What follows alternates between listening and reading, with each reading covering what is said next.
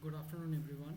So, welcome to the week 4 of the live interaction session for the mathematical methods in physics.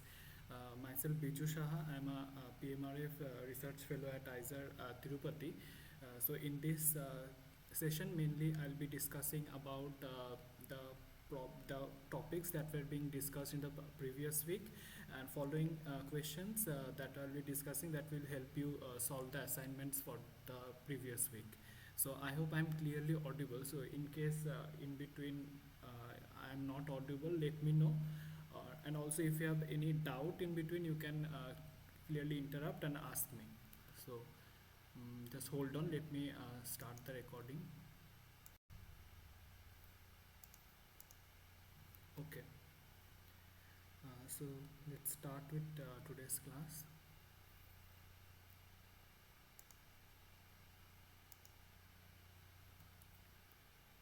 Yeah. So the very beginning, I would like to give a brief introduction about the periodic function. So the periodic function that were being discussed in the previous week, as per the definition, definition is as follows. So if there is a function which, like the name be fx, then it is claimed to be periodic if this following condition is satisfied. So this is the condition that is mentioned here. So yeah, the condition is there be a function fx, and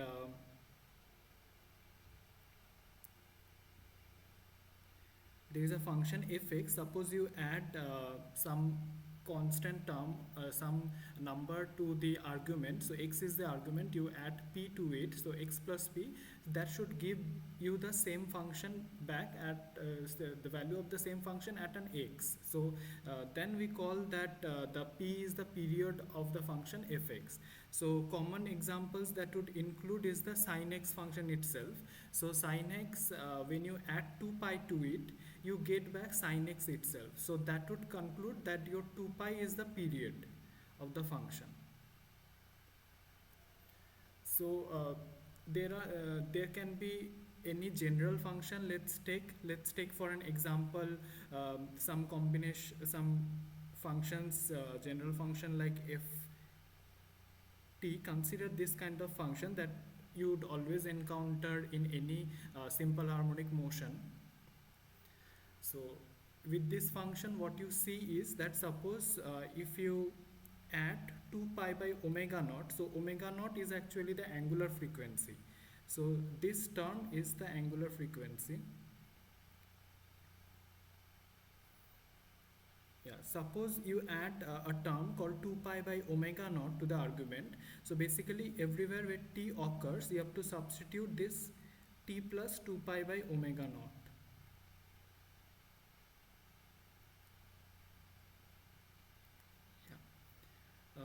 What you get is you get back the omega naught t plus phi, which was there earlier, plus an additional constant 2 pi. So as we have seen, as we know already, that sine is periodic with respect to period 2 pi. So this gives me the original function back. So from this, what we see is that f of t plus 2 pi by omega naught, that is equal to ft itself. So from this definition, we can conclude that for a function which is given by this ft equal to a sine omega naught plus omega naught t plus phi, the period is equal to, yeah, so the period of this function is 2 pi by omega naught. So likewise, we can let us consider a combination of such function, like a series of sine function. Let's take something like this. So there will be series of sine functions. Sine, the first, let it be what it was here, omega naught t plus phi. Let us take some other higher terms, like higher frequencies, like some multiples of omega naught itself.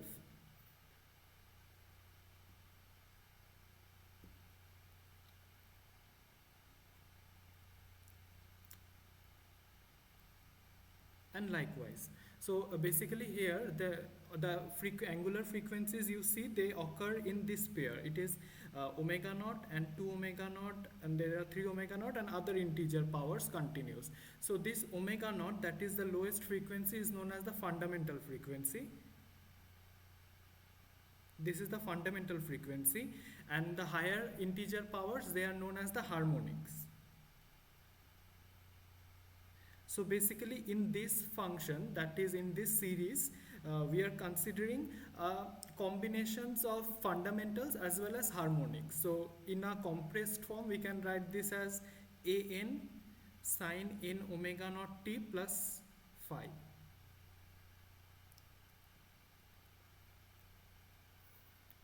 Let's consider this particular function and try to find out what is the period of this. So with the same motivation as earlier, let us just see if we replace t with t plus 2 pi by omega naught.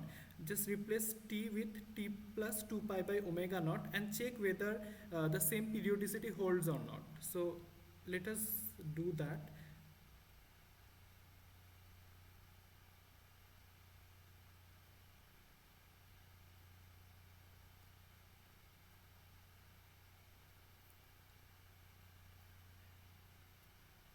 So basically the omega naught and omega naught cancels. The other extra term is 2 pi n.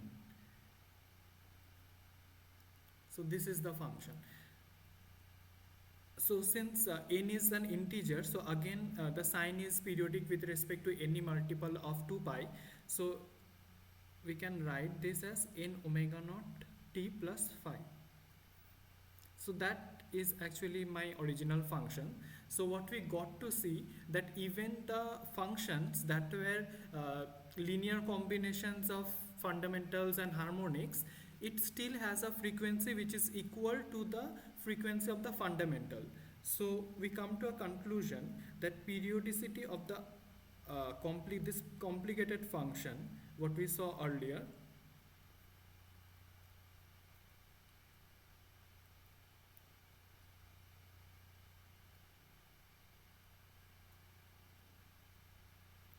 is determined by the periodicity of the fundamental.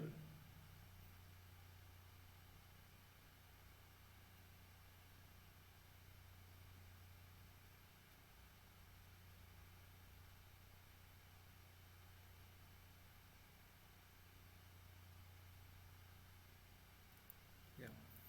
So from this analysis, you can draw a conclusion that if you have a periodic function, suppose you are given a periodic function with a certain period, so you know the period of a function, and you know it to be periodic, so that can be written as sum of various terms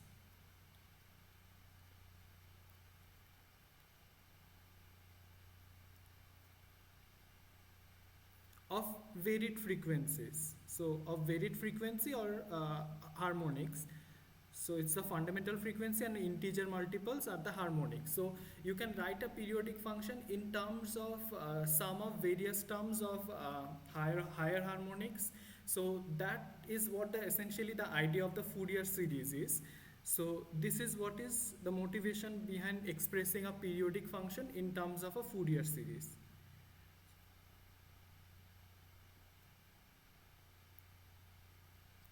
So this is what is the motivation behind Fourier series. So later I will again elaborate on how a Fourier series is expanded, and also I will give some illustration of given a certain function, how to expand it in terms of a Fourier series. So before proceeding into that, let us find out what is the period and amplitude of this very simple function. So there are two sine terms, and let's calculate the period. So it would be, you have to this is a sum of two sine terms, so we will try to express in terms of a single sine terms. So in order to do that, we can easily use the trigonometric identity that if you have sine a plus sine b, we know that it is 2 sine a plus b by 2 cos a minus b by 2. Yeah. So since we know this, we can, so in my scenario A is 2x and B is 2 into x plus pi by 3.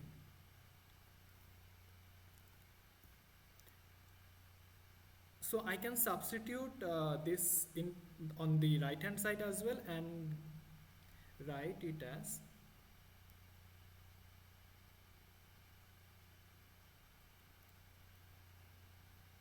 yeah, so my A is 2x and B is,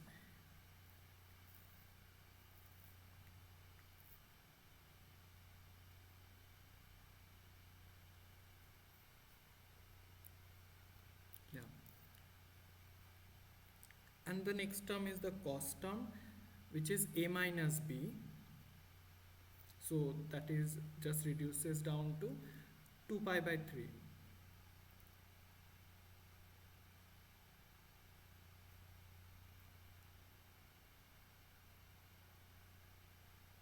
Yeah.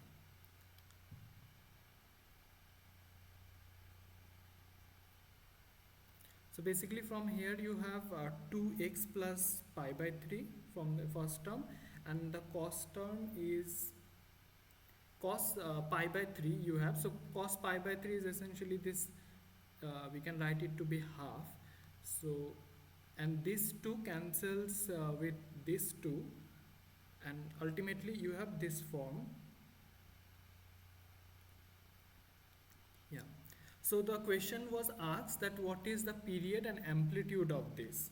So what you see, the amplitude is the, like the coefficient that occurs are in the front. So this is my amplitude term. So amplitude is equal to 1 for this case, and the period will be given as, so this is my angular frequency that I was talking about. So here earlier it was omega naught t, but here it is omega naught x. So my omega naught is 2.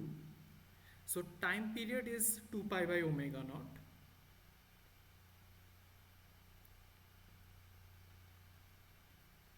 2 pi by omega naught, so it will be pi. Yeah. So the time period for this is pi and the amplitude is 1. Yeah. So we have determined the period and the amplitude of this particular series. Now let us go about finding the average value of the function on some given interval. So the average value of any function on a given interval, the definition is given as,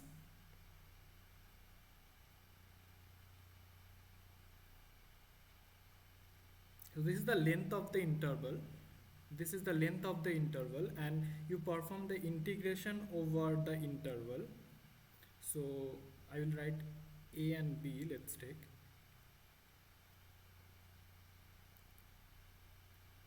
Yeah.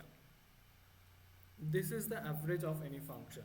So defined on any given interval A and B. So for this case we have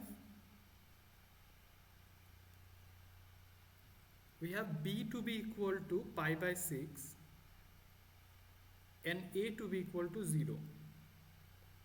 So the average is given as,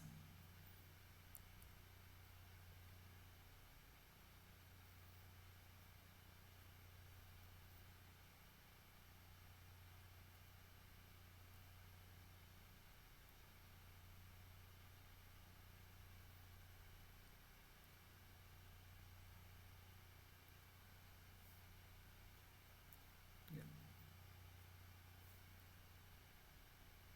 So let's perform the integration.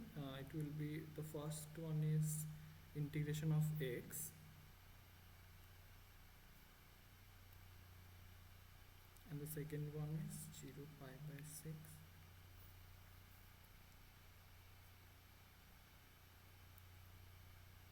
Yeah, so you can basically put 2 here and compensate for it here. So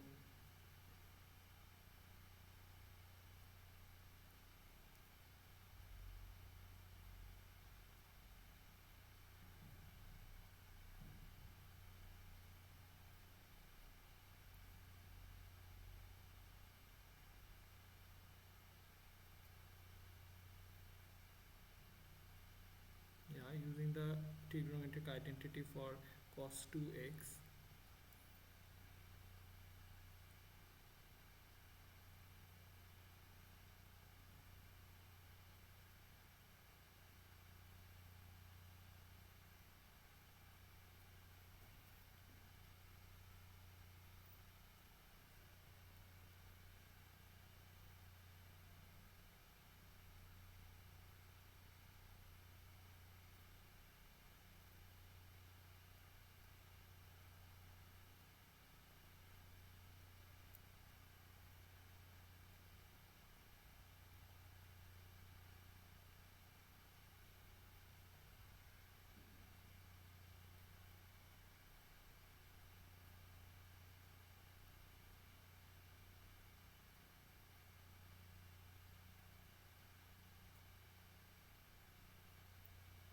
We are not bothering about the lower limit be 0 because both of them turns out to be 0 in that case. Yeah. So from the first term we have pi square 2 into 6 and then 3 by pi. So half of sine 2 pi by 6.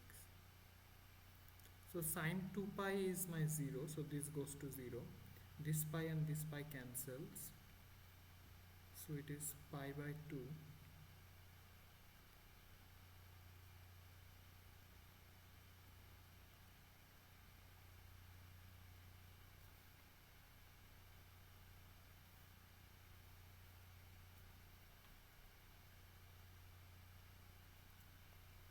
Yeah. So this is the average of this function over this interval. So we got the average to be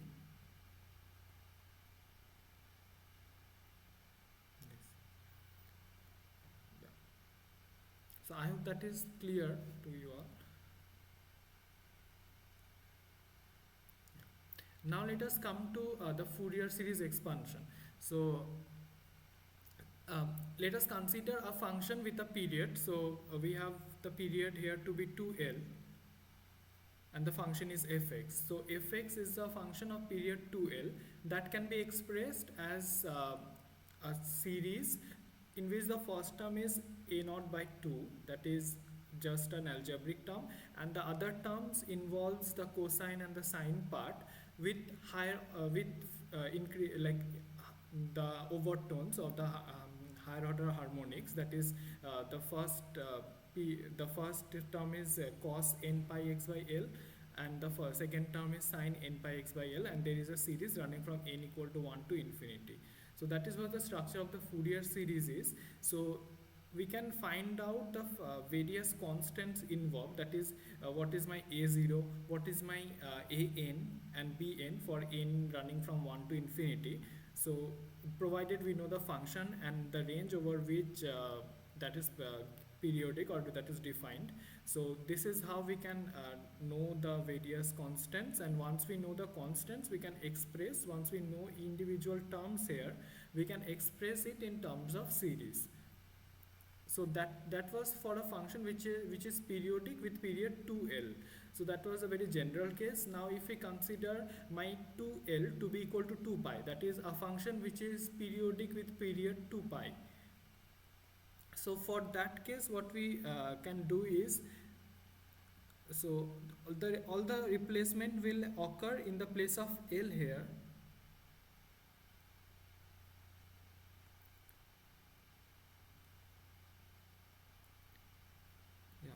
So we are considering a function which is periodic with period 2 pi.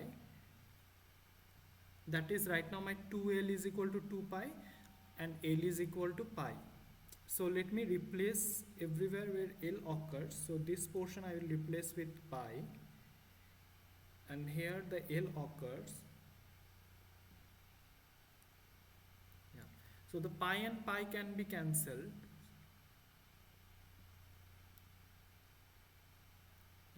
This is the Fourier series for a function which is periodic with period 2 pi. So provided you remember this, you can easily generalize. This is the general definition, and given a function with any period, you can just replace 2L with that period and can get the actual form of the Fourier series for a function of some other period. So here again I will replace my L with pi.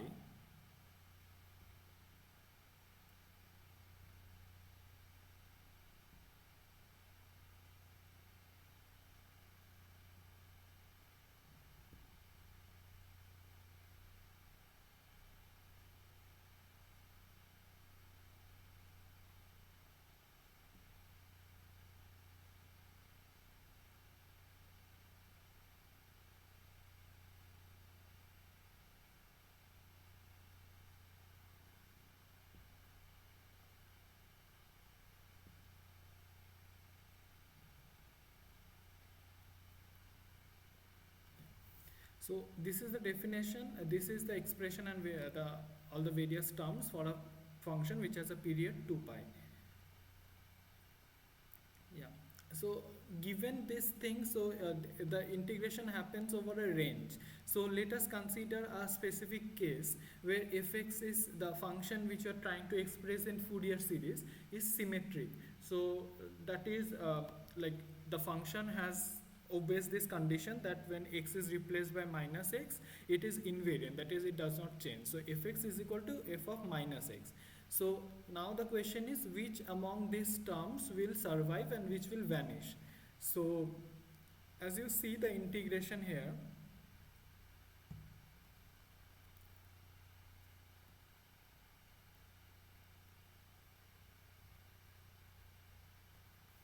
yeah. So your an and bn, let us take this to be my case. So I can use this definition of an.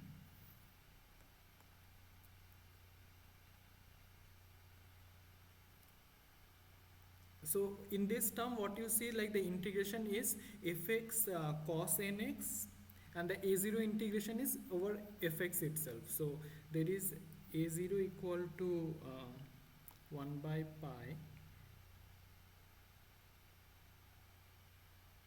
Yeah. So since fx is symmetric, so this will go to as 2 by pi 0 to pi fx dx. So this is non-zero. So a0 is non-vanishing. Now let us see what about a high for n equal, for n greater than 0, what will be the case. So the an is an integration of this function.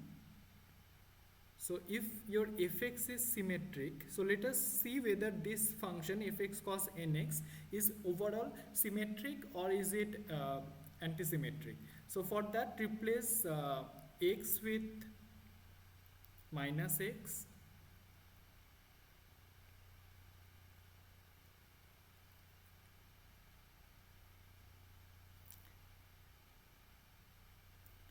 since your cos is a even function,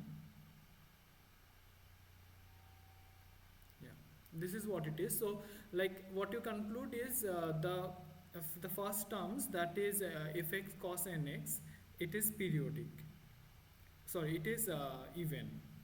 So this function is even. So the integration over minus pi to pi can be again written as 2 into integration over 0 to pi and fx cos nx. Yeah. So this is non-zero. So an is non-vanishing.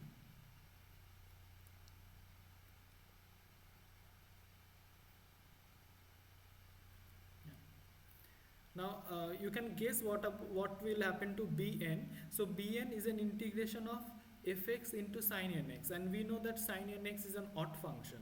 So overall this is an odd function.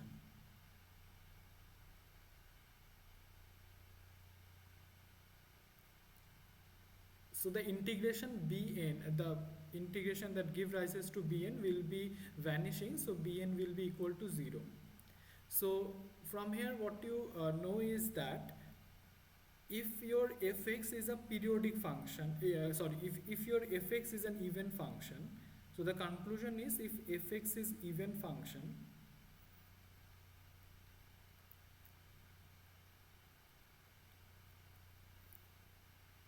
then bn terms vanishes, bn becomes equal to 0. Similarly, you can prove that if your fx is an odd function, that is f of minus x is equal to minus of fx. So for that case, your an will vanish. So this is something which will help you reduce down the amount of calculation. So once you can figure out, so if the function is period even or odd, then easily you can omit the calculation of performing one integration and work on the other integration which are non-vanishing. So let us consider one such case. So let us do apply the same corollary which we obtained here. So obtained here, let us apply this and the knowledge of this Fourier series and obtain the Fourier series expansion for fx equal to x cube.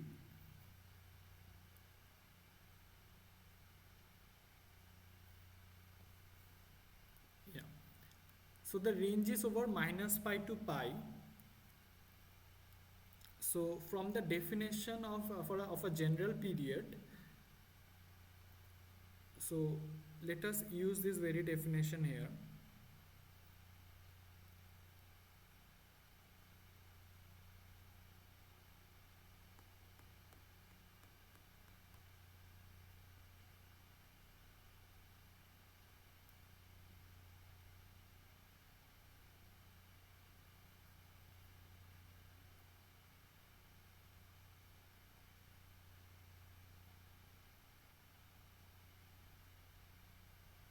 Yeah.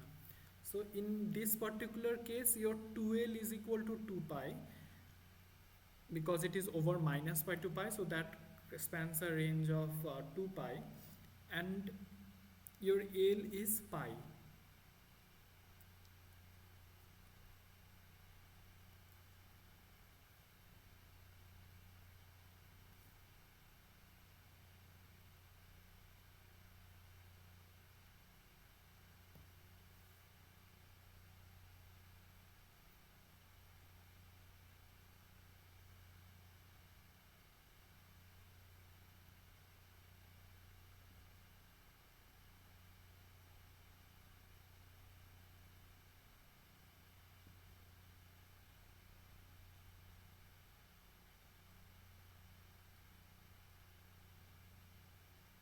Yeah.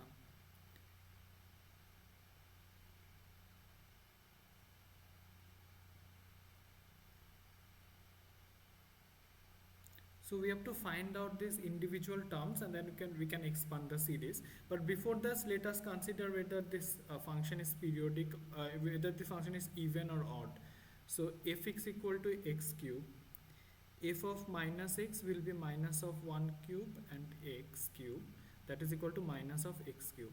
So that says that fx equal to x cube is an odd function. Yeah, it is an odd function. So from the above argument, you can easily say that if since fx is an odd function, so your n terms is equal to 0 for all n. So that actually reduces down your calculation. So this turns out to be 0 and even this turns out to be 0. So now you can just focus on your bn. But had this been fx equal to x square, then you would have focused on finding out the an and ignoring bn. So let us, for this case, fx equal to x cube, let's find out what is bn.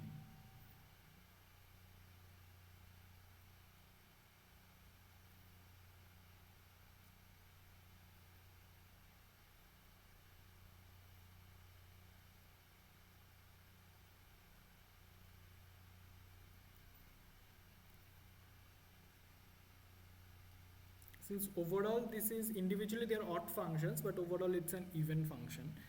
So that allows me to write as,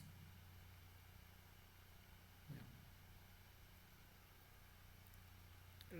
After that we can use the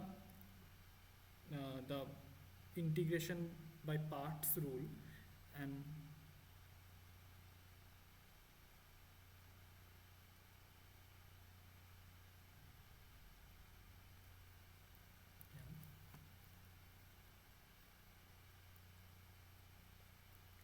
So this will come. So x squared cos nx by n, there is a dx and minus plus.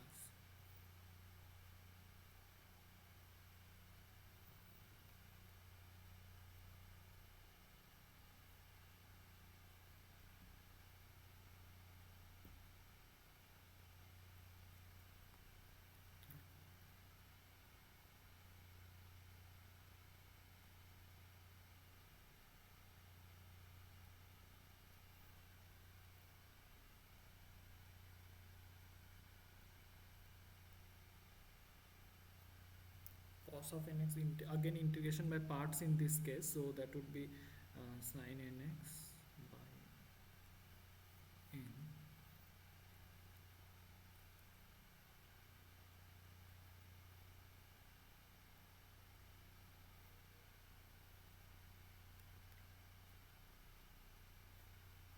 6 by n, and then sine of nx.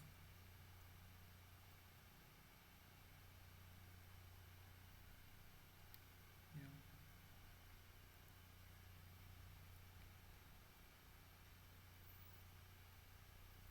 So here you can actually substitute in the first term, so only the upper limit survives, so you can write this as pi cube by n cos n pi. Okay. Yeah, and the lower limit it vanishes because x is equal to 0, it cancels it. So, and here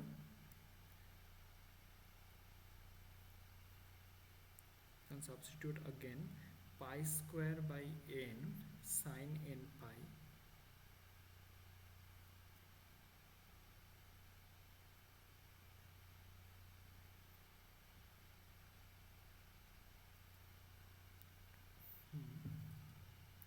Now for the remaining term, it is okay,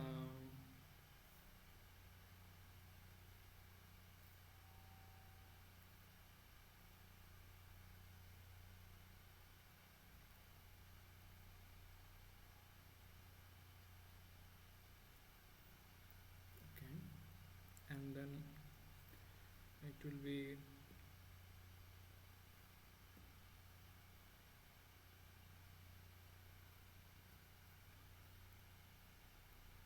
x of, then it will be cos nx minus of cos nx. Okay.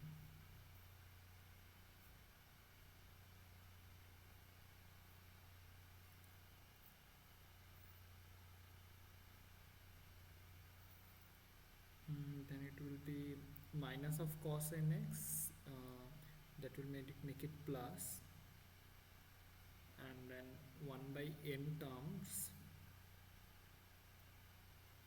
from that cos nx, and then again sin nx will come, so that will make it n square.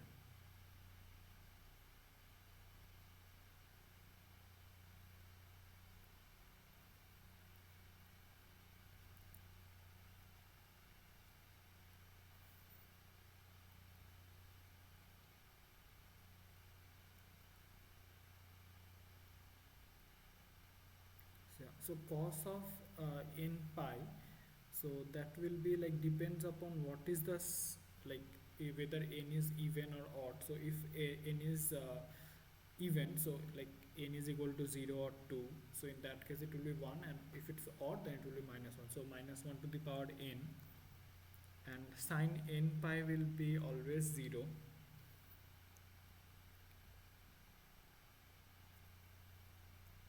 This will also go down to 0.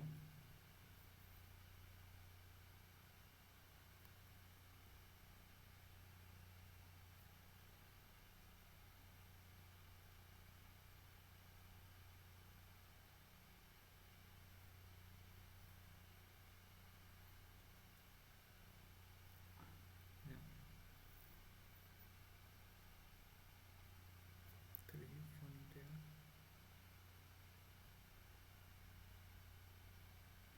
Okay, so actually here it should be 2, I think. Yeah, should be 2 here because we did not take the 3 inside, so that would be 2 here. Yeah. So there also 2, so ultimately it will be 3 to the 6, it will be this thing will be 6 pi. Yeah, yeah, I think it's correct right now. Okay, so yeah, so cos n pi again, we can substitute it to be minus 1 to the power n. So let's do that. And then what we can do is bring minus 1 to the power n outside since it's common, and kind of bring pi inside. So minus 1 to the power 1 outside and pi goes inside. So that will be like minus pi square n and 6 pi n cube. So these are all the bn. So in this case the n can run from 1 2 3 up till infinity. So your series form would be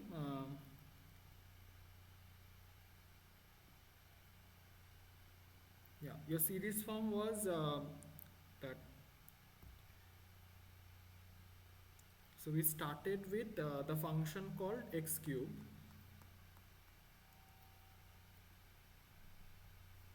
Since a0 and all the an terms were 0, so this is right now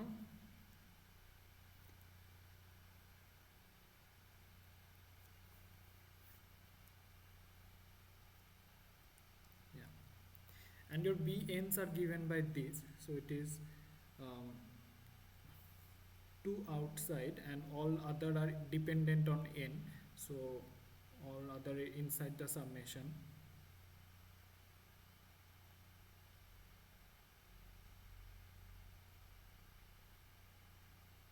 Yeah, so this is how we have achieved writing x cube in terms of various harmonics of sine. So for n equal to 1 we'll get 1 harmonic, and n equal to 2 will get 1 harmonic. So that is what the Fourier series is, expressing a function in terms of various harmonics. So in this case the cos nx terms disappear because it's an odd function. So I hope this part is clear.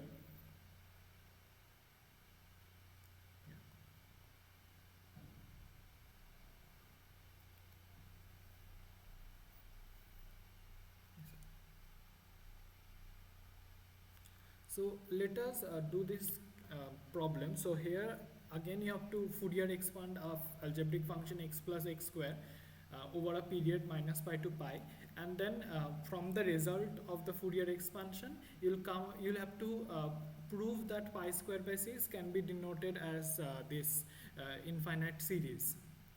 So that will be pretty much interesting about how to know about how to know this pi square by 6 being expressed as series from the Fourier expansion.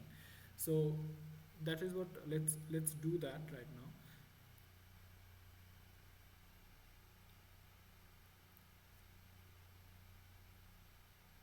Yeah, so any function fx can be written as this.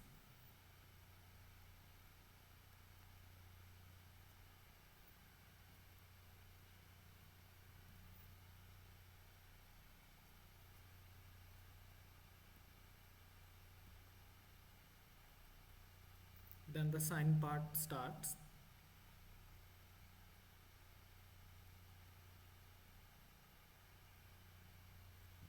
Yeah. Now the period of this is 2 pi.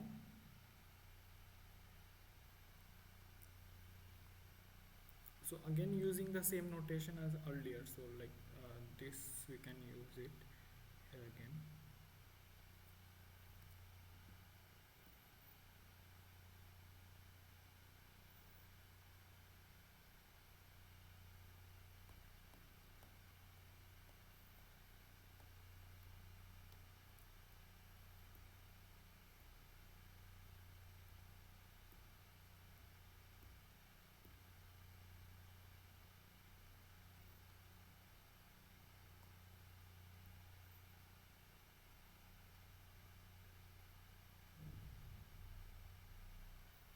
Yeah, so period is 2 pi, we can write this thing. So right now you don't have a null. You can't say whether fx is, like a even function or an odd function, because when you write f of minus x, it will be minus x plus x square, which is neither fx or neither minus of fx. So let me do that and see, there are functions which are neither even or nor odd. So when you write f of minus x here, what you get is minus of x plus x square. So obviously this is not equal to fx, and also this is not equal to minus of fx. So fx is neither odd nor even. So you have to calculate, or since they are neither odd nor even, you can't say like any an or any terms bn, it vanishes or not. So you have to work out all these a zeros, all the a zero and ans and bns, and then conclude what will be their values. So let's do that.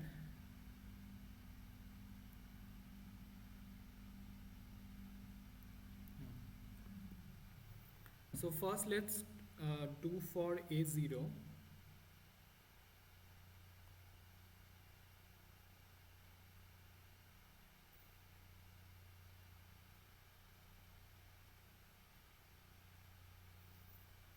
So my function is x plus x square,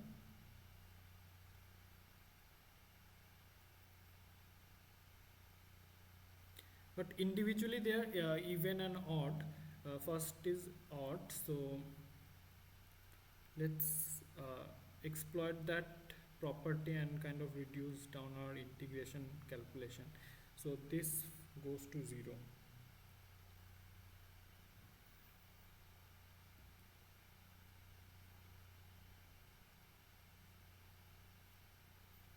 So twice of 0 to pi x squared dx.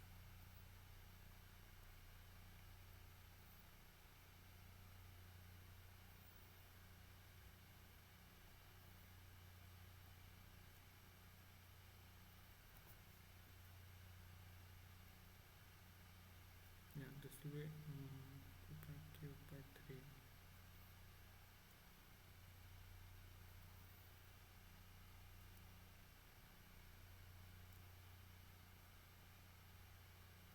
There is a pi also, so you will do 2 pi square by 3.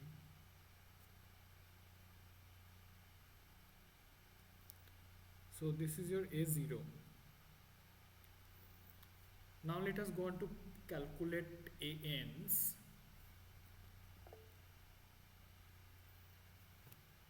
Yeah. Using 1 by.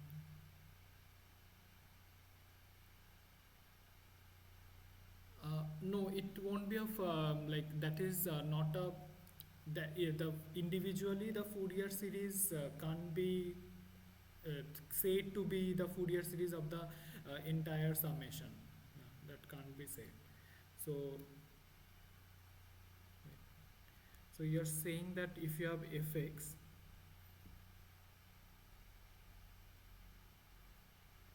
as this and you calculate the Fourier series of this, you calculate the Fourier series of x square, and you say gx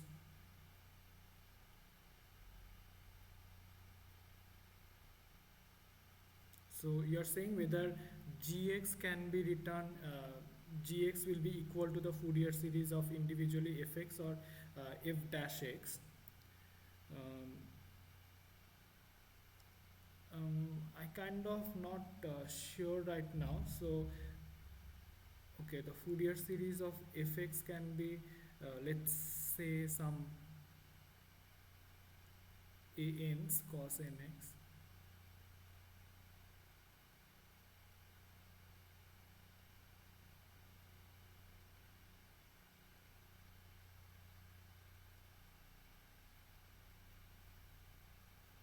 and this will be some other.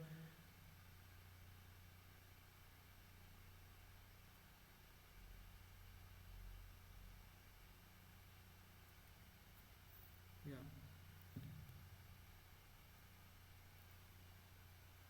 Mm. So since fx for this case x is an let's take for this scenario that fx will be an um, this is an odd function. So that actually from the previous exercise we got to know that for odd function a n's are 0. So a n's vanishes for fx,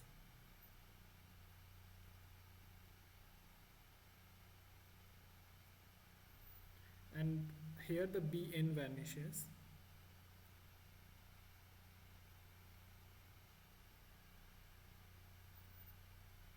Yeah. So then you see the bn's are, so your an dash are 1 by pi f dash of x, and it will be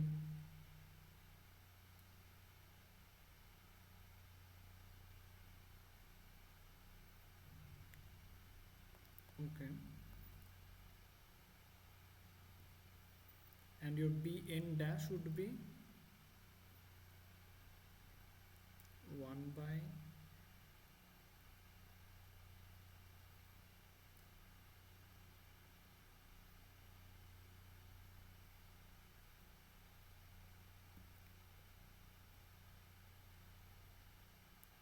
yeah. So this is what your terms will be. So what you see here, like let's substitute this in this series and see if they're equivalent to what our original uh, Fourier series was. So if you put in this thing n equal to 0, so n equal to 0 would mean that cos term is not there. So the first term is 1 by pi minus f dash x. Yeah. So this is from this, and there are other terms an's.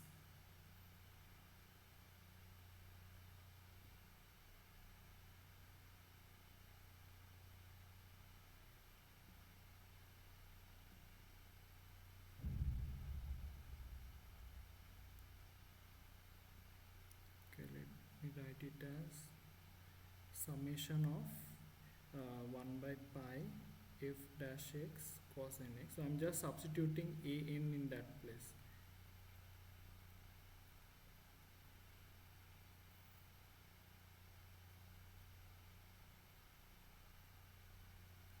Yeah.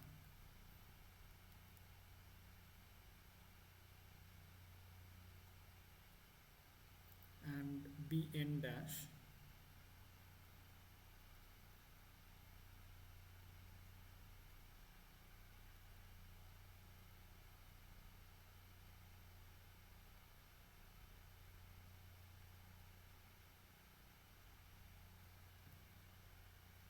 and overall there is a sin nx. Yeah. So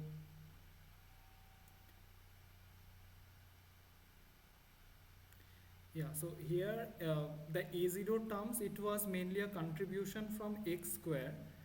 So in this case f dash x is my x square, so a0 is a contribution from that term alone.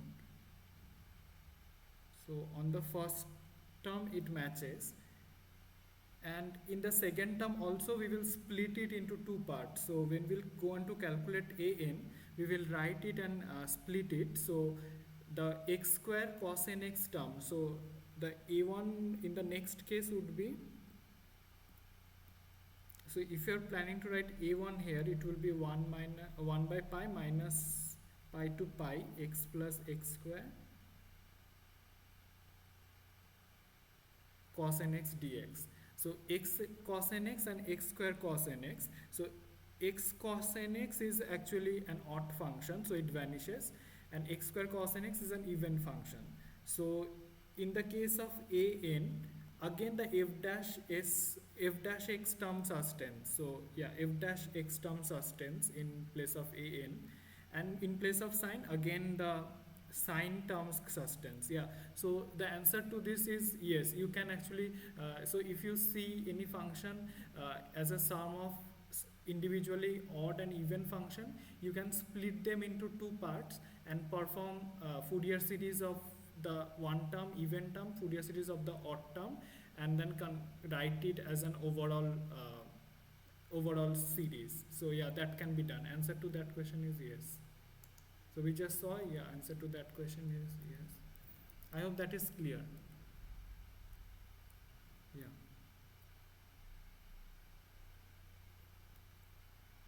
So the one word answer to your question would be, since here everything is a linear operation, so we are performing all these operations are linear, so the linear combination of various cos x, cos nx, sin nx, and they all forms an orthonormal basis.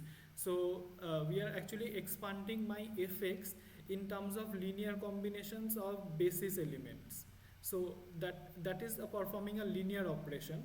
So if you are writing your function gx, so let us consider this Fourier series expansion as an operator O dash, and we are operating it on sum of two elements f plus g. So individually, since Fourier series is a linear operation, it could be written as sum of individual operations. So that is the property of linearity. So yeah, one word answer to be to that would be, since the Fourier series expansion is a linear operation, we can express in terms of the sum of individual expressions. Yeah. Yeah. Thank you for asking that question.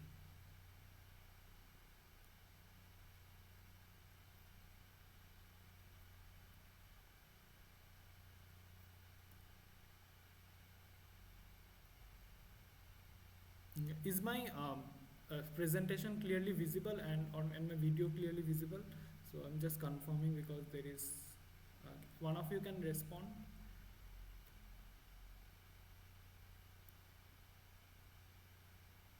Okay.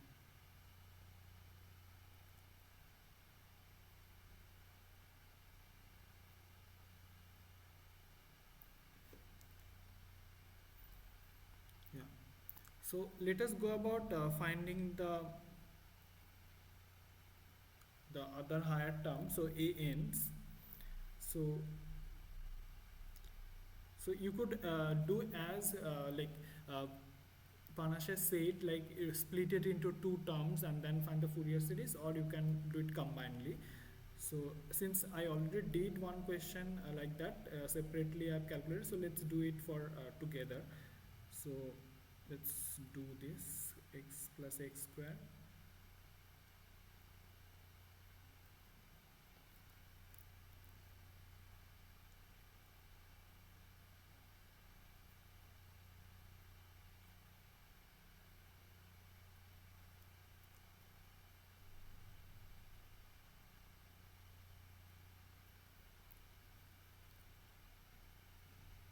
Yeah.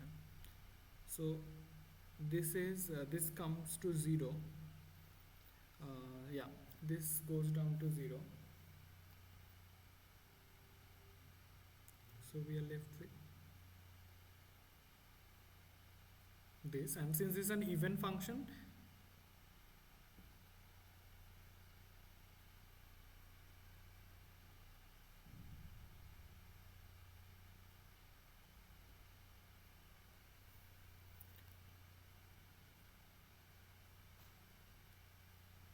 so again, short of doing the integration by the cos, the first term will be sine, I think sine, yeah, sine n pi, just putting the limit straight away in the first term, and then it will be plus of 1 by n, and then 2 because of x, 2x, then it will be sine of n pi dx, sine of nx dx. Anything else missing? 0 to pi. So one time again integration has to be done.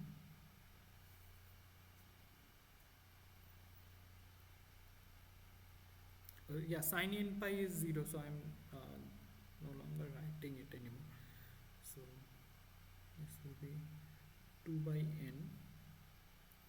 So it will be x cos of nx 0 to pi, and then there will be minus of yeah, because that will become cos, so that 2 1 by n here, and n square, because 2 times integration, and it will be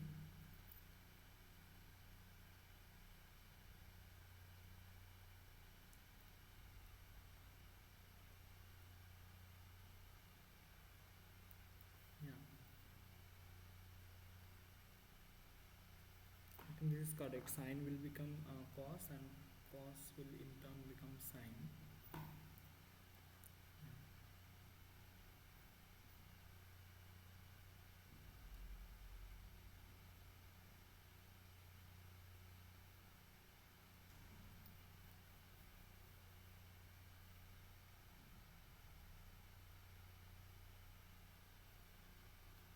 This will be plus, I think.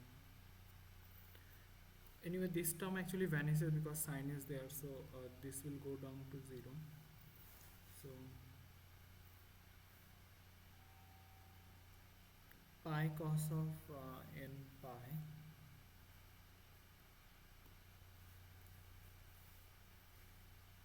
and then there is an n also at the bottom, so it will be 4 by n square.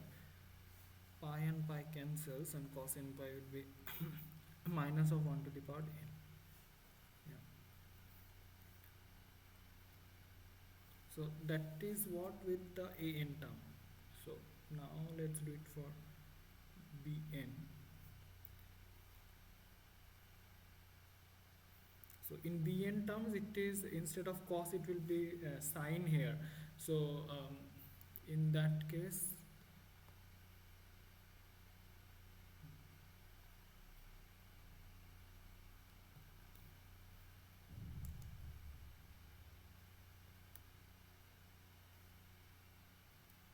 it will be 1 by pi,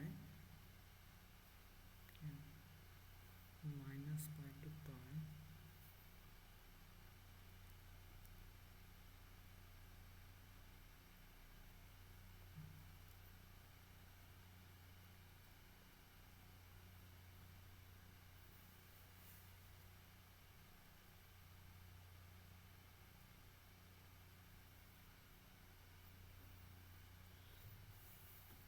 yeah. So here the first integration is like x sine n pi, okay, and then it will be minus of the cos terms, that will be, make it plus, and then sine, so it will be n square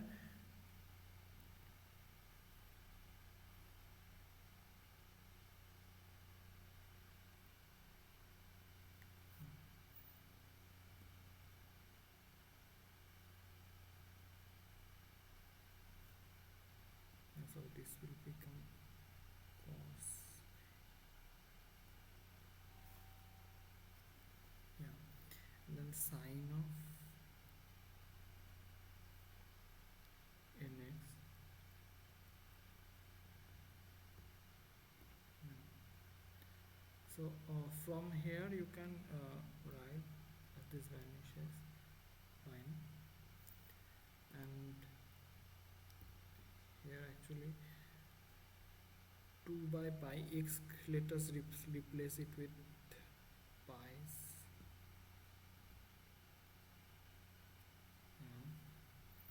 It is 2 by pi minus pi by n minus 1 to the power n. Yeah, that is what the question, like in result is. So we'll have minus 2 by n minus 1 to the power n. Yeah. So thus what we see is that fx pi square by 3. So my an was this 4 by n square minus 1 to the power n. So that was cos nx with cos nx. and sine was minus 2n minus 1 to the power n sin nx to infinity. So let's at least write few terms, like first few terms, because we'll be needing it for the next part of the question. So it will be 4 is common, so and then we have minus of cos x, then plus of cos 2x by 2 square, then minus of 1 by 3 square cos 3x,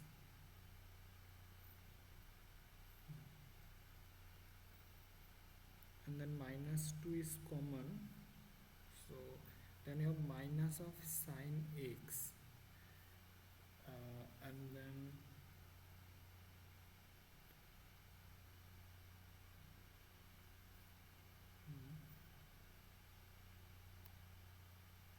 then you have plus of sine 2x by 2, and then minus of sine 3x by 3.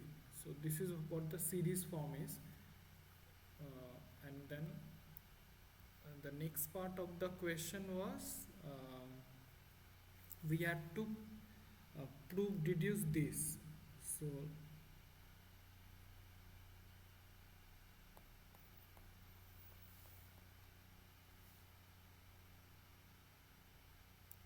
yeah, this is what we have to prove.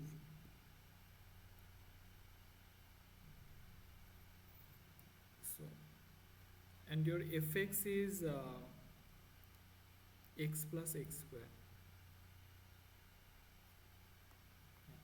So let's put x equal to pi with the motivation that we have to bring pi somewhere in the like left hand side. This part is clear intuition. So what you substitute here is what you observe from this series, and how you try to get to this series form. So with that, so let's put x equal to pi.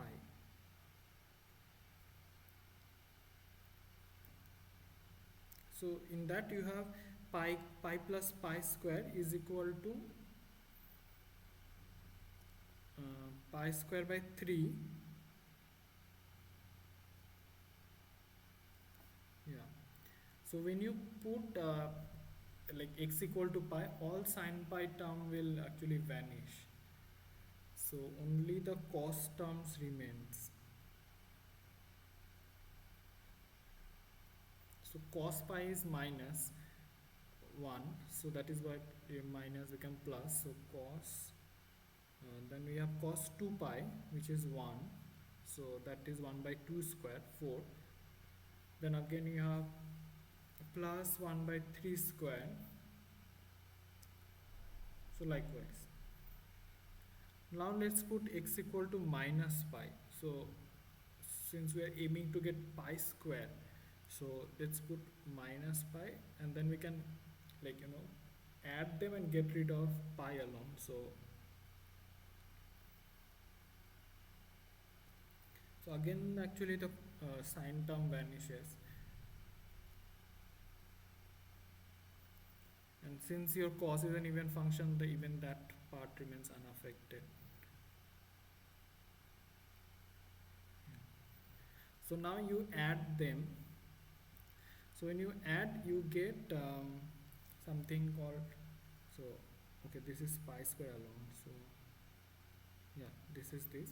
So when you add them, you have 2 pi square on this side and 2 pi square by 3 here, and 8, 1 plus 2 square plus 1 by 3 square, all other terms. So that is what you have to get on this side. So that is appearing in this form. So let's bring all other to the opposite side. So it is 2 pi square minus 2 pi square by 3 into 1 by 8. So that is the resultant series.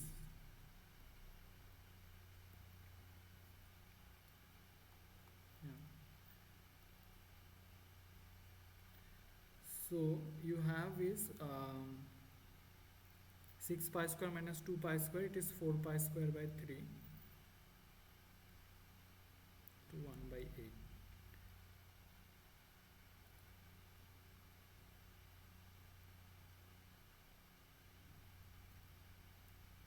So you have pi square by 6 equal to 1 plus 1 by 2 square by 3 square and so on.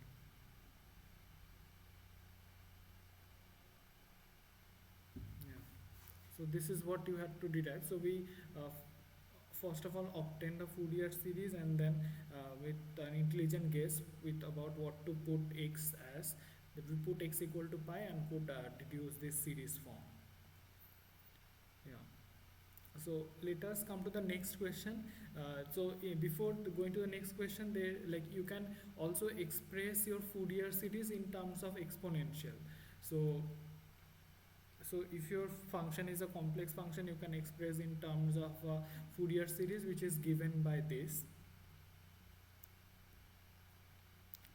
So it's Cn, an exponential of I n pi x by L, and the coefficient Cn is given as this. So with this prescription, let us solve this next question. So it is given that a function fx is expanded in an exponential Fourier series as this. So if the function is real, so what will be the constant or the restriction imposed on this coefficient Cn?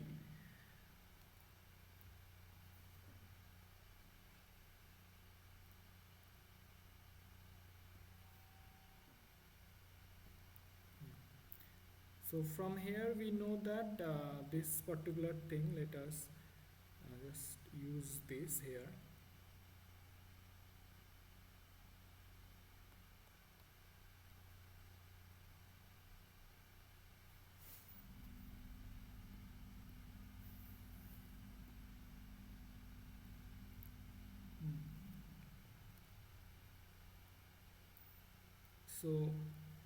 So your Cn is given by this. So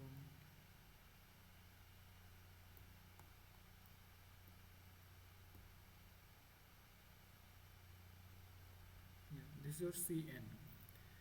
Now let us since the function is given to be real, so since the function is given to be real, so what does that mean? This f conjugate of x is equal to fx. This implies fx is real. Yeah. So let's take complex conjugate on both sides of Cn.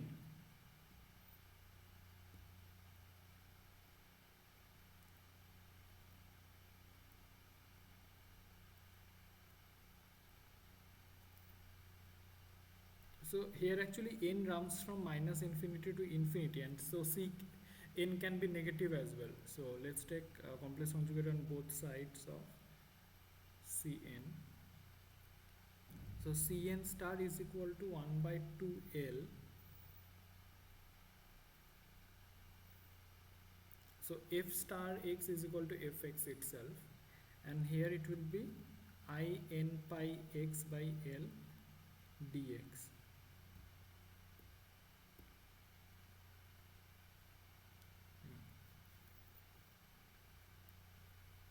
So so if my n is negative, so if n is negative, that is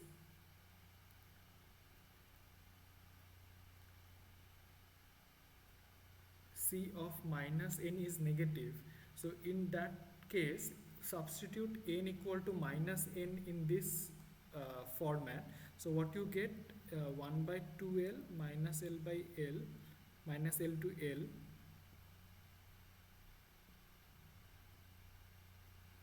fx.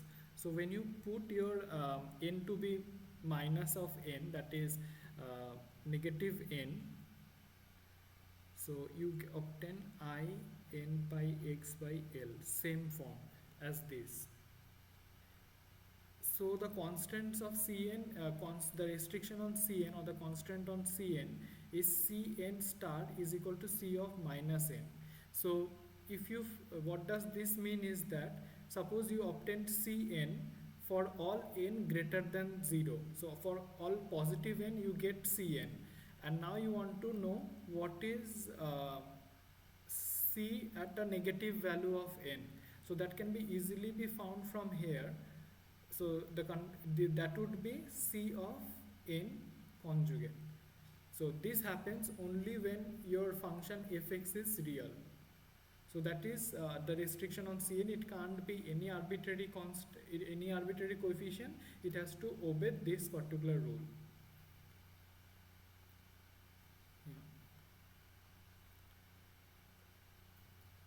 Yeah. So far we have expressed function in Fourier series in terms of this sine and cos.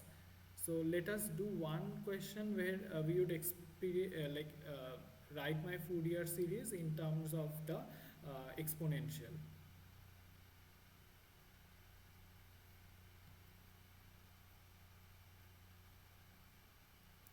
So for n equal to 0, my C0 would be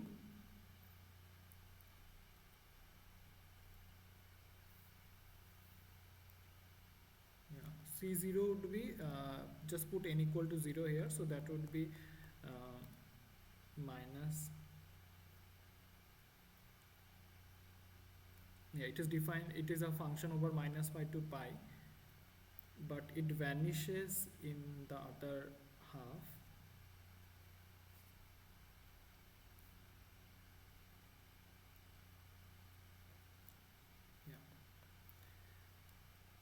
Now let us do for for all other n's.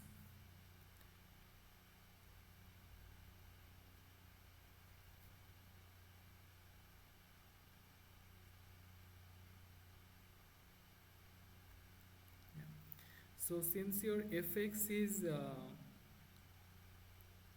1 for this interval itself, so we'll only bother about this. It's a very straightforward integration. It would be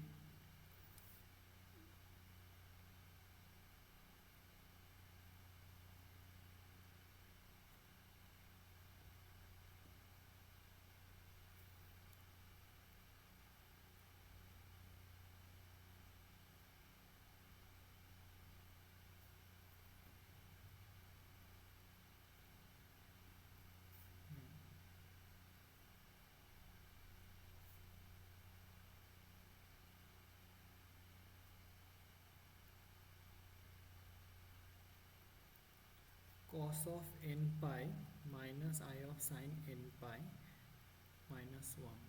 So this sin n pi, it vanishes. So we have only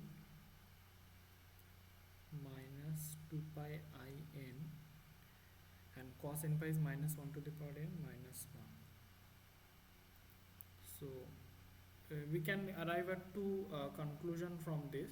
So if my n is even, if your n is even, so minus 1 to the power n would be 1 itself, so that cancels, so this is 0 if your n is even. But if your n is odd, then it would be 1 by I n pi. This thing becomes minus 2, so that is why these are the two forms of Cn. So you can express your fx, which was this, to be half. N is odd, only odd terms exist. So 1, so it can be plus minus also, so n can be negative also. N equal to plus minus 1, plus minus 3, all these terms. Then it is this 1 by I n pi e to exponential minus I nx, sorry, exponential I nx. Yeah. So this is how you express in terms of the exponential.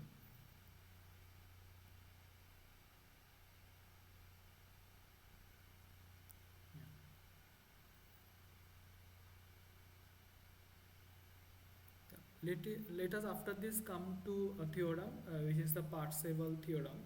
So in Parseval theorem, so the expression which is there on the right hand side is the square of the function with the integration taken over this range over which it is periodic, and this is basically the average. So the right hand side is the average of fx square.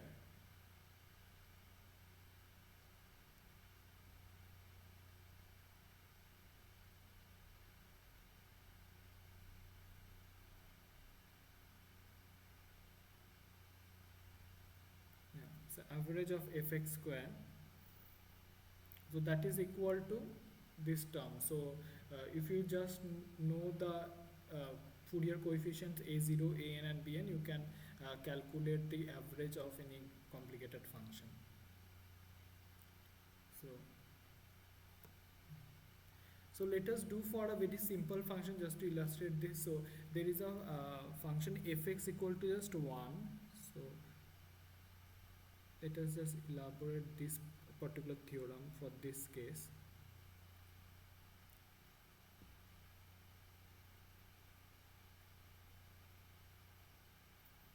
Yeah, we have this definition.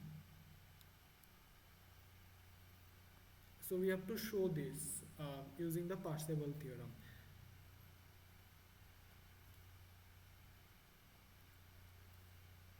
And there is a statement that by using the sine series for fx, so that says that just use the sine series, so just use the bn coefficient to prove this part. So for this particular problem we will just be focusing on what is my bn's.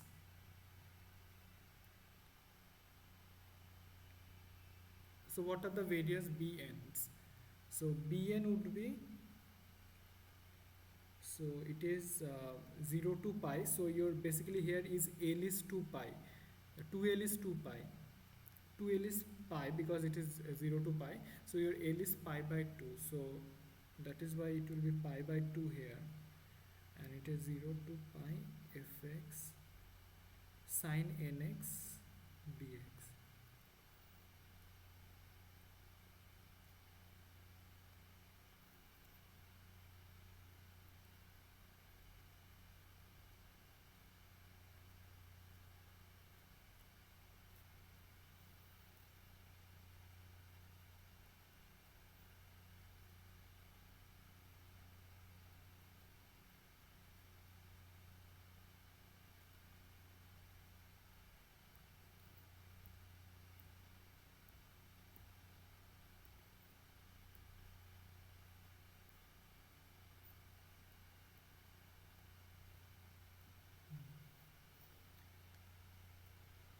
2 pi n pi, so this will be minus 1 of n. Yeah, so n will be minus 1. So these are the various bn's. So the sine series, just the sine series would be, our function was 1, so it is, first of all, n is equal to 1, so that would be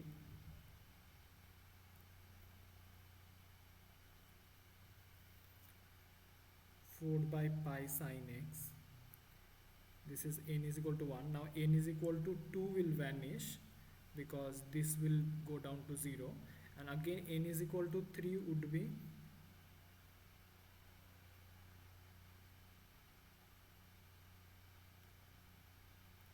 yeah, and let us write the next term as well. So it will be 4 by, it will be sine 5x, and so on. This is the sine series. So we have been asked to deduce this with the help of Parseval theorem. So Parseval theorem is, the right hand side is this, so it is mainly,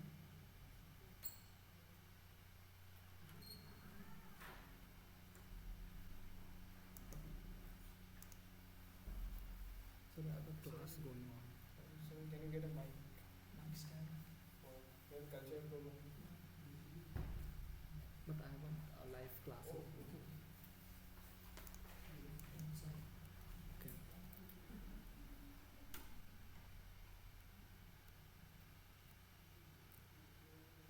Yeah, sorry for the interruption. So, um, 0 to, so in this case the range is 0 to pi. The range is 0 to pi, and the interval is 1 by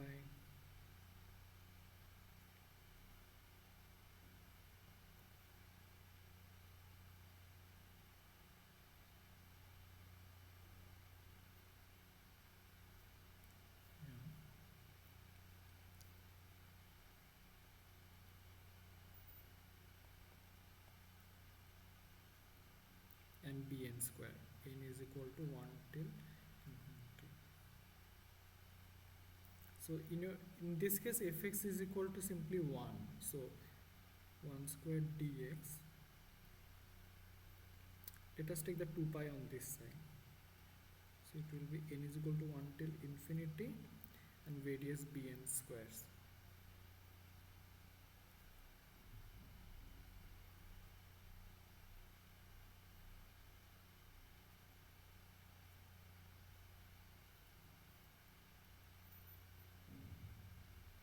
So your bn's were mainly these terms. So they are 4 by pi,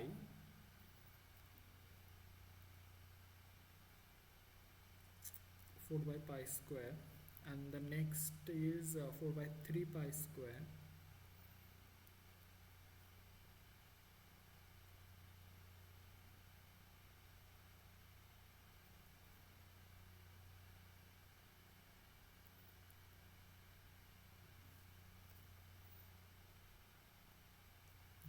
and so on. So from here on the right left hand side you have pi, and the other terms are, yeah, since 4 by pi is common everywhere, you can easily pull it out outside. 4 by pi whole square, so that would be 1 plus 1 by 3 square plus 1 by 5 square, 1 by 7 square.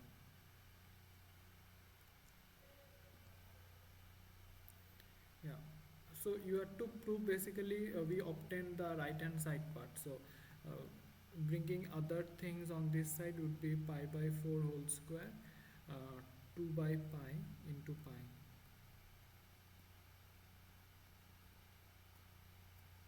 and so on.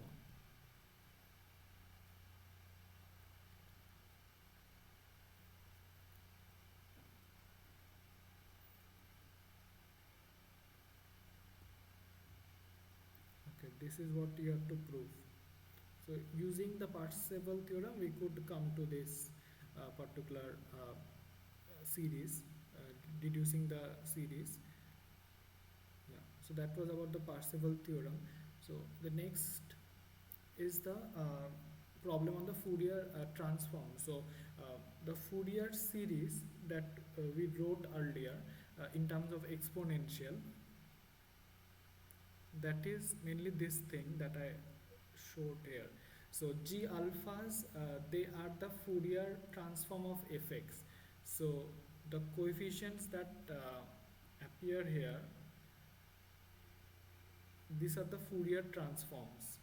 So from the Fourier transform you can you can get the Fourier transform, that is you can get the various G alphas by performing this expression operation.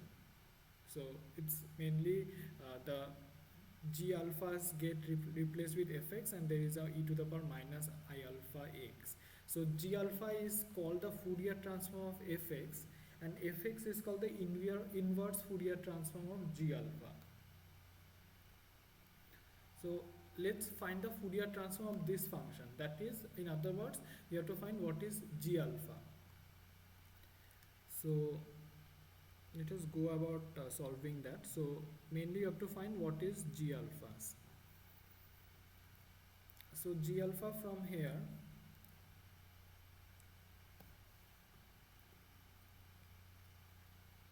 so you see from the definition of the function, it is let us write clearly what the function is.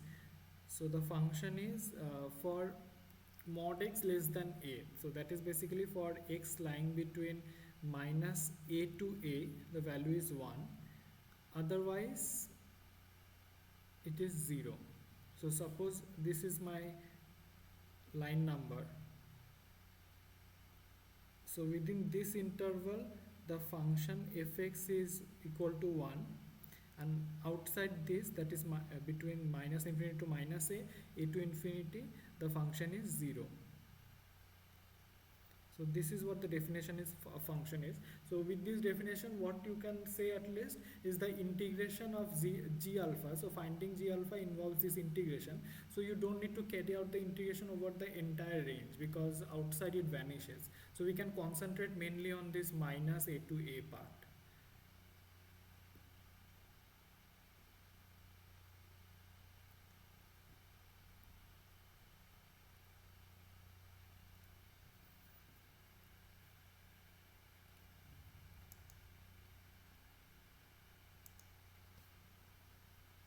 Yeah.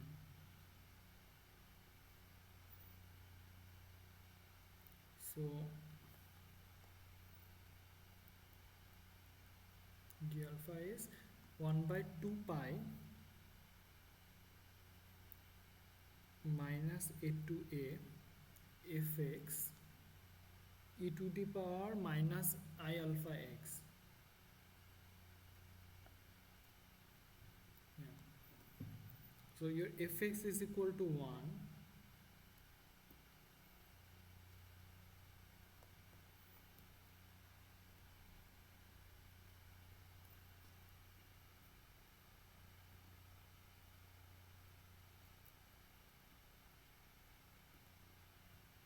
Yeah.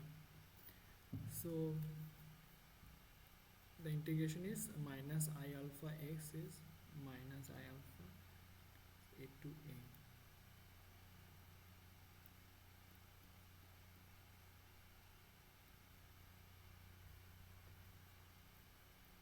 Minus I alpha minus of e to the power I alpha.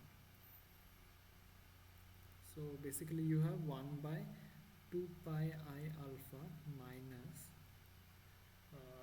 so I alpha a, actually I alpha, yeah, I alpha is, so so this is the, let us bring the minus inside. So if you bring the minus inside, you would have e to the power I alpha a, and the other term minus a. So replacing this with the sine part, so this is like cos alpha a plus I sine alpha a, and here it is minus of cos alpha a, and then it is plus I sine 2 alpha a. So this is alpha a. This terms vanishes, so you have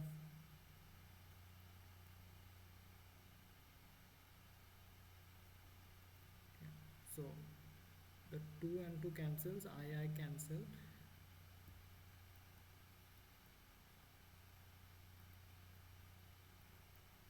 yeah. So this is what your g alpha is. So this is the Fourier transform of the function given. So the function was given by this, and this is what your Fourier transform of the function is. So now let us prove some other properties regarding the Fourier transform. So suppose your function fx is even. So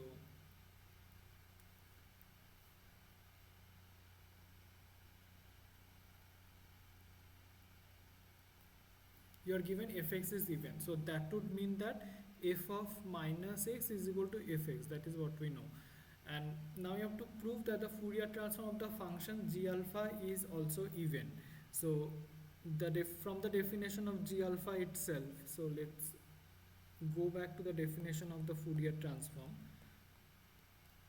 So here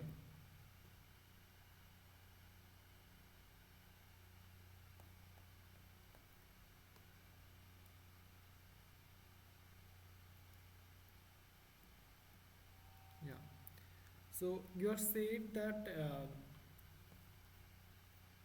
this fx is even.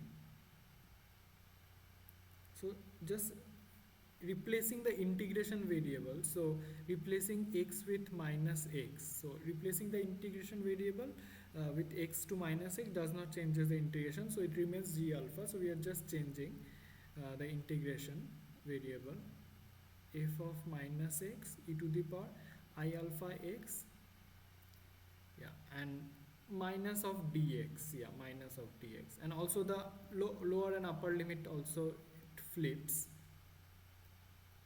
but that actually will be compensated if you use this minus sign here and bring back the original minus alpha to alpha. So we have just replaced done this x, we have just replaced x with minus x, and this is what we got. Now we know that since fx is even, since your fx is even,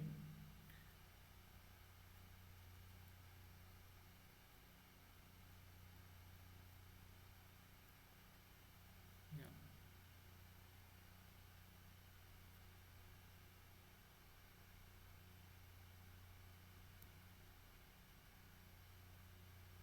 yeah, this is what is if like is now the resultant form. Yeah. Now let's see what is your g minus alpha. So g of minus alpha would be,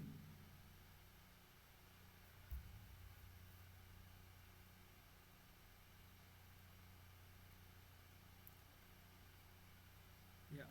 So what you see, both the expression of g alpha that you got here and expression of g minus alpha is exactly the same. So from above you can conclude that g alpha is equal to g of minus alpha. So that implies that the Fourier transform is even. So this was possible because fx was even. So had fx been odd, so if fx was odd, so your g alpha would also be an odd function. You can easily replace that here and check. Yeah. So let us go to kind of the second last topic here. So this is Fourier sine transform. So if you have a function fx and this Fourier transform gs, so representing an odd function, then the Fourier sine transforms would be include only the sine parts. So instead, earlier it was gs alpha e to the power I n x, which was containing both cos and sine terms. So if you're talking about mainly the sine Fourier sine transform in place of the Fourier transform, then the exponential get replaced by just the sine term, sine alpha x. So similarly here, in the Fourier transform also, we replace the exponential in terms of sine alpha just. Similarly, Fourier cosine transform will also have the same form. So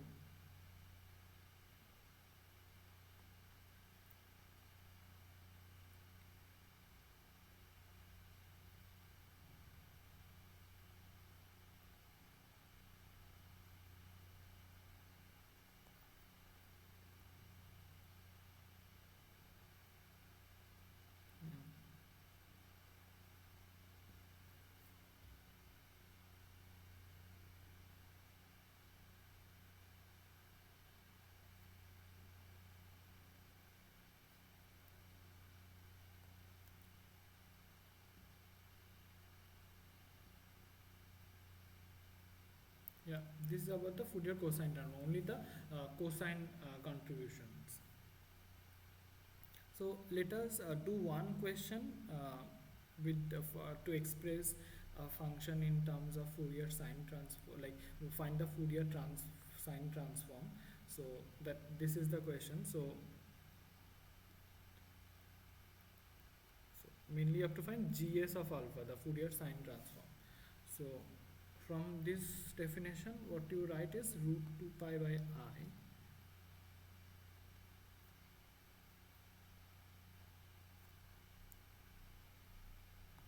Yeah, integration is all from 0 to infinity.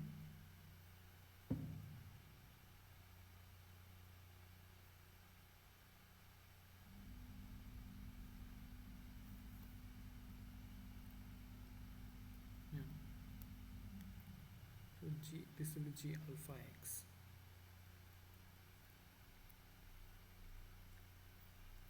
Yeah.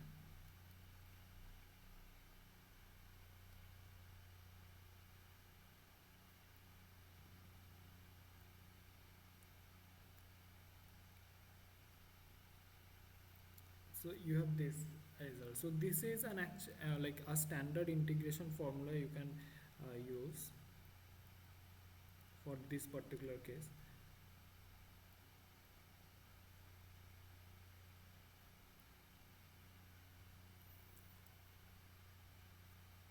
That e to the power ax sine alpha x dx is equal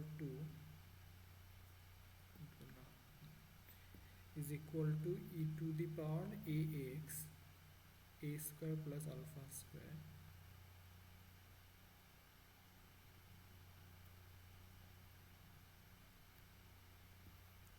with cos terms.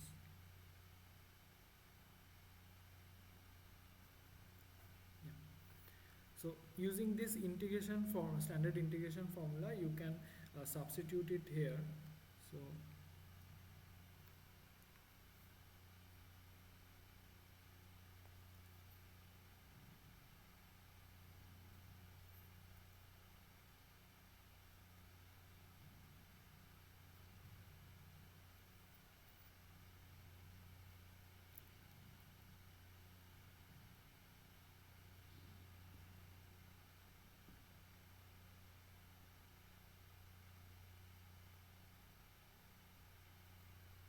yeah, 0 to infinity.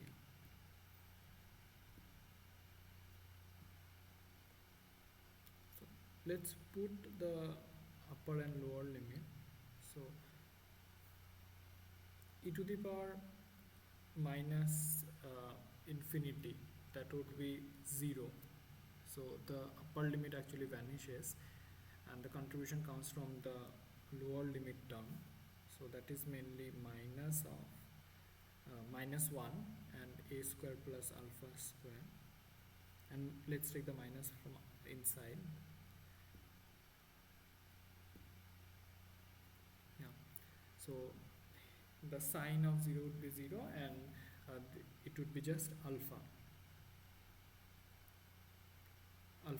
cos alpha. It's just alpha.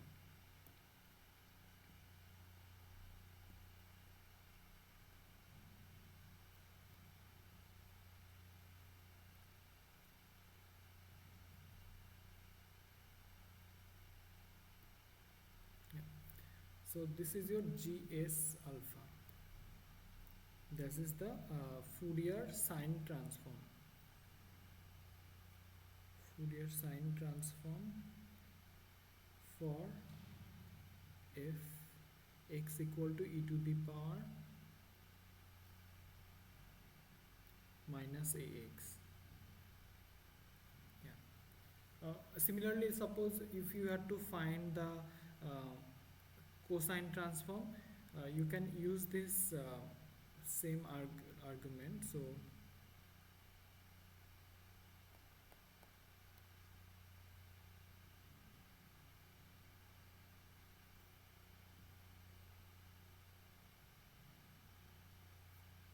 yeah. So again, performing the standard integration, you can come to the the form of the Fourier transform. So the standard integration formula for this particular integration, that is 0 to alpha e to the power minus ax,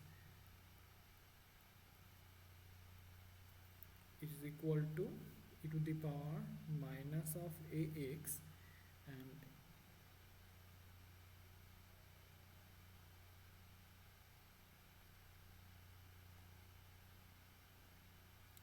this is the using the standard integration formula.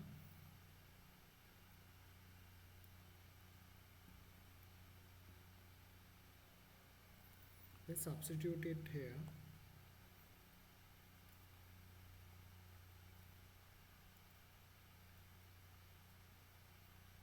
So yeah. So when you put x equal to infinity, again the first term vanishes. The second term is minus a square alpha square. Yeah, and the cos term stays, that is a, just a stays.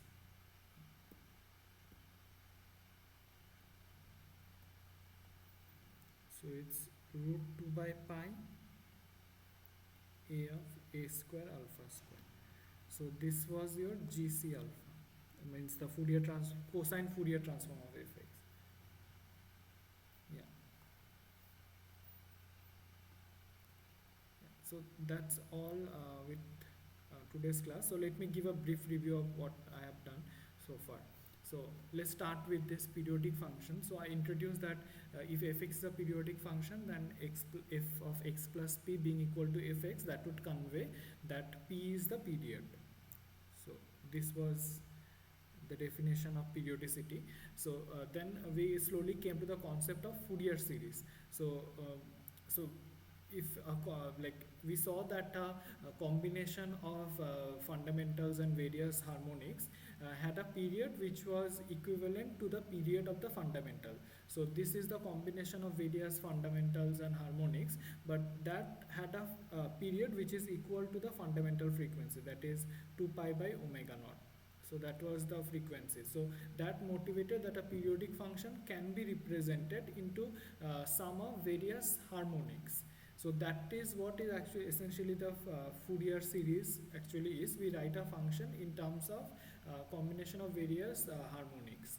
So then we went on to like find out what is the period and what is the amplitude of so for certain function, which was pretty easy, and the average value of the function on some given interval.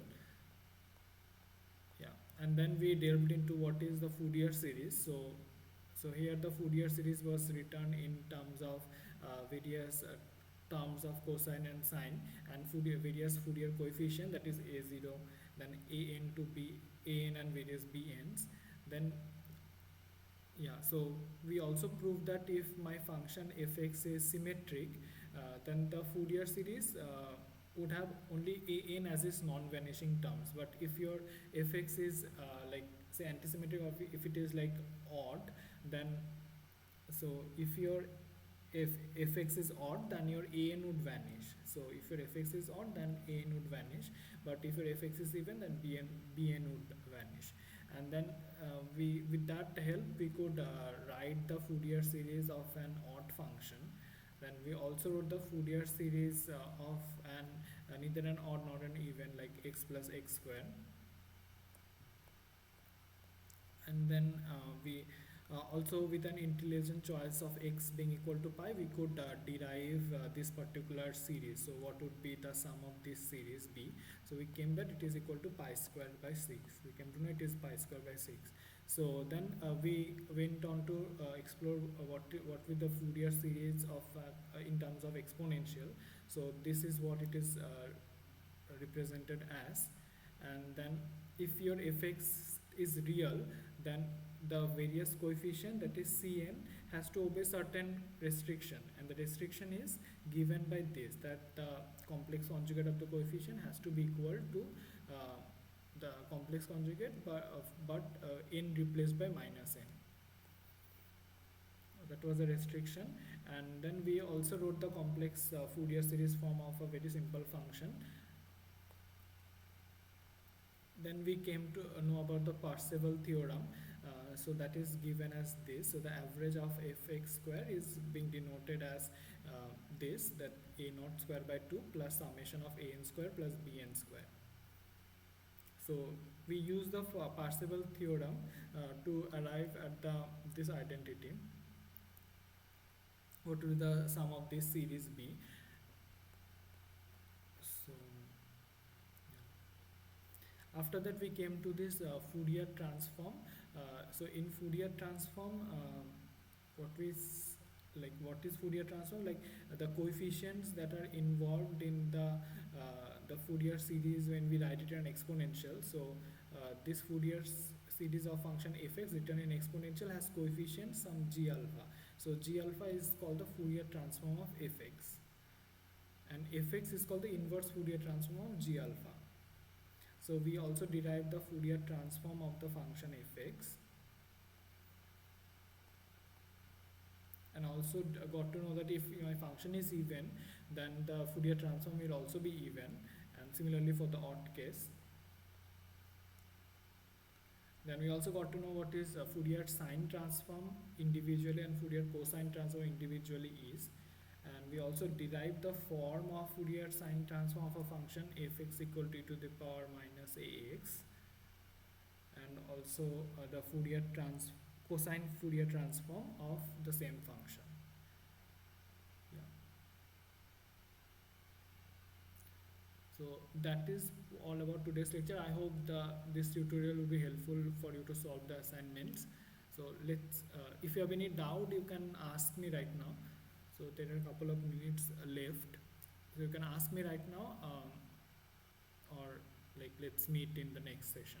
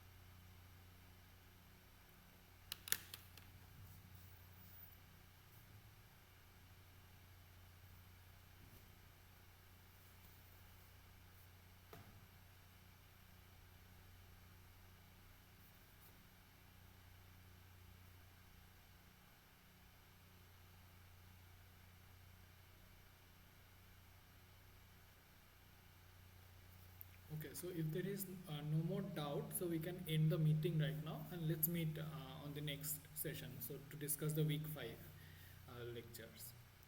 So, yeah. Thank you everyone.